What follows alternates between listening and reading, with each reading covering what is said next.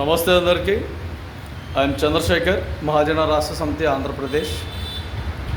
ఇటీవల కాలంలో తెలుగుదేశం ప్రభుత్వం, రాష్ట్ర ప్రభుత్వం నామినేటెడ్ పోస్టులను భర్తీ చేశారు. ఈ భర్తీ చేయడంలో భాగంగా చాలా వరకు కొన్ని డిపార్ట్మెంట్లకు సంబంధించి, కొన్ని సంస్థలకు సంబంధించి, కొన్ని విధానాలకు సంబంధించి ఒక చైర్మన్ను ఎన్నుకున్నారు. ఈ చైర్మన్లలో చాలా వరకు ప్రాధాన్యతగా ఉండేది మార్కెట్ యార్డులు. ప్రతి నియోజకవర్గంలో ఒక మార్కెట్ యార్డు ఉంటుంది.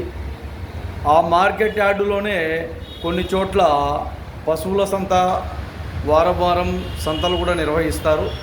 ఇలాగే ఈ డిపార్ట్మెంట్లో కొంతమంది, ఈ మార్కెట్ యార్డులలో కొంతమంది ప్రభుత్వ ఉద్యోగాలు, అవుట్సోర్సింగ్ ఉద్యోగాలు, కాంట్రాక్ట్ బేసిక్లో ఉద్యోగాలు ఉంటాయి.